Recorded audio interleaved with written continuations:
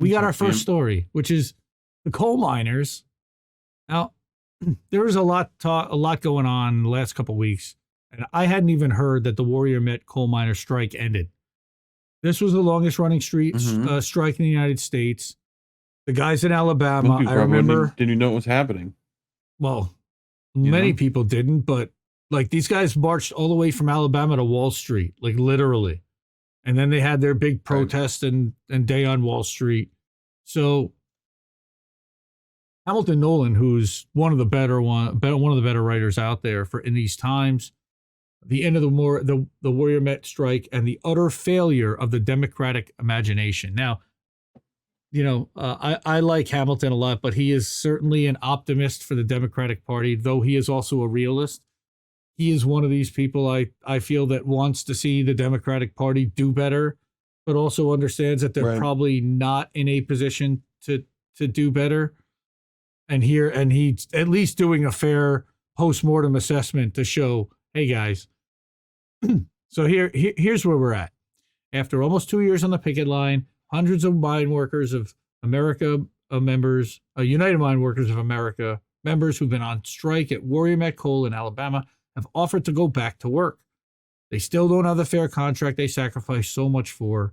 The negotiations are going to continue, but they didn't win this strike, and that's tragic. The company and its private equity owners bear the most direct responsibility for precipitating this heartless, inhuman struggle.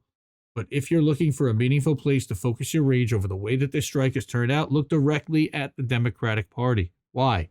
Well, imagine hypothetically that we're living in a period of history in which inequality has soared for a half century, thanks in large part to the decline of unions and working class bargaining power, in which the American dream has been hollowed out, and decades of economic gains have flowed out almost exclusively to the rich. We know this.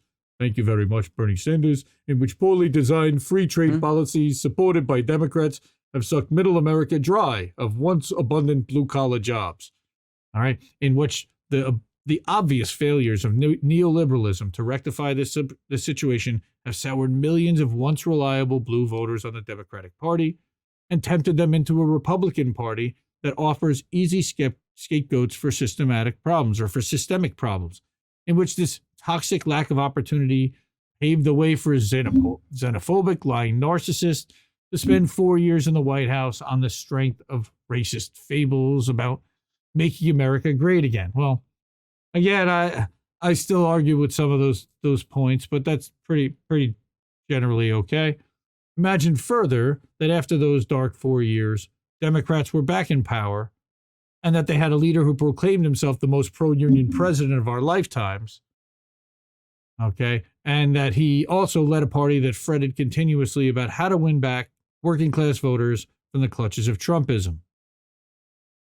Okay, then imagine that there was a long-running strike by coal miners in Alabama who were fighting against the predations of ultra-insulated capitalist financiers who were accelerating the inequality crisis. And imagine that walkout became the longest major strike in America, dragging on well past the point when most people would have given up, with the strikers assaulted by oppressive police and court rulings. And yet, for month after month, these workers persevered, held the line, and sacrificed greatly in order to fight for dignity and the fundamental ability for working people to be treated fairly by the faceless forces of capital. I mean, right. I like the way this guy writes. It's flowery. It's the Dems lost a good one with this one, I'll tell you right now, because his writing fits in with exactly how they like to speak, but now it's being used against them, and I kind of like that. It's obvious to anyone with an ounce of imagination that this scenario represents more than a single local fight. It contains the potential to be a powerful symbol, not just a generic workers fight back photo op for politicians, but a very specific inspirational symbol of what the Democratic Party could and should be. See, again, he's a hopeful optimist about who the Democrats really are when we actually know what they really are. What better way to overcome the cynical but effective Republican strategy of declaring itself the party of regular working Americans than to actually be the party of regular working Americans? Yeah, we've been screaming this for years. They just don't want to do it, Hamilton. What better way to Yep. overcome the accusations that Democrats are ivory tower elites than go all out to support a justified, heroic strike of blue-collar workers in a red state? Why wasn't Joe Biden on the picket line in Brookwood, Alabama? Well, we know why. Why wasn't Labor Secretary Marty Walsh at any of the big rallies that the UMWA held over the past 2 years? Well, again, we know why. Why weren't these strikers invited guests at the State of the Union? Why weren't Democratic senators and congresspeople on the ground giving speeches for the strikers again and again?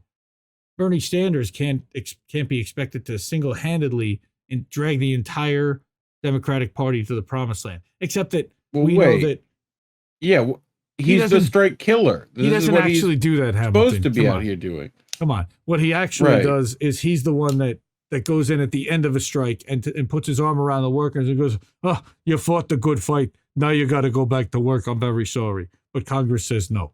That's what Bernie Sanders has become. Okay.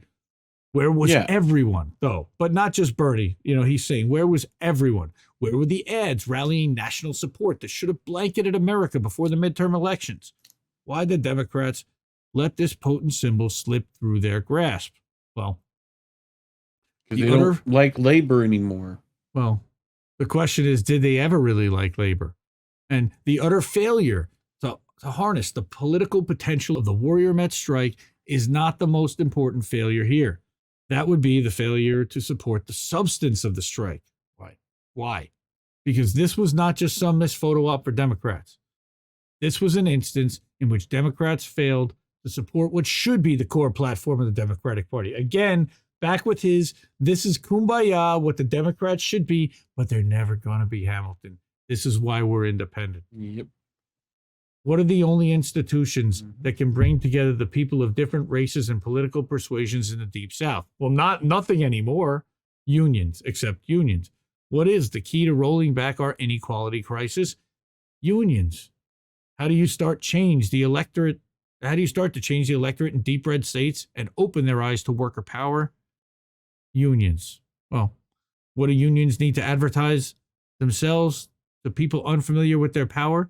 Successful strikes. Well, they don't just need that. They actually have to deliver for their union members. Besides workers, who has the decline of unions in middle America hurt the most? Democrats. Well, sure. Okay. So does anyone know where the Democratic Party might find a major strike of blue-collar workers in a red state that it could energetically support to prove to everyone that it is not a party of remote coastal elites, but rather that its commitment to regular workers is real? Okay, that it's ready to repair the damage done by neoliberalism. If anyone sees a strike like that, please let the Democrats know. It's not an opportunity they'd ever want to miss. The infinite admiration that we owe to these UMWA workers who walked the line at Warrior Met for all these months should be matched by our infinite disgust at their lack of national political support. The Democrats blew this. The whole thing gives me the same feeling I had in 2021, watching the Democratic Party similarly fail to rally behind workers at a West Virginia pharmaceutical plant that was being callously shut down and offshored during the depths of the COVID crisis. That, like the Warrior Met strike, offered a chance for Democrats to stand up for unions and against heartless financiers. But those financiers, of course, also financed the Democratic Party and in support of blue-collar red state workers. But nobody cared. Yes, we know. That opportunity floated away in the wind along with the jobs that the union was trying to save. Yes, we know, Hamilton, because West Virginia. I seem to recall that there is a pretty big senator from West Virginia who acts as the rotating villain pretty often. So it doesn't surprise me one bit. All right. Yeah. Country road. Oh, don't make me sing. All right. For all the billions of dollars spent on lobbying and gauzy political advertisements, there seems to be no one in Washington, D.C. Gauzy. Yes. There seems to be no one in Washington, D.C. capable of conceptualizing a way to take advantage of the rare chance to combine substance and symbolism in a pro-worker Democratic Party.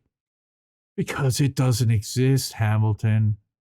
political strategists seem content to cede red states to Republicans and thereby confirm for the working people living in these states that their belief that Democrats don't really care about them is justified. Well, because it is.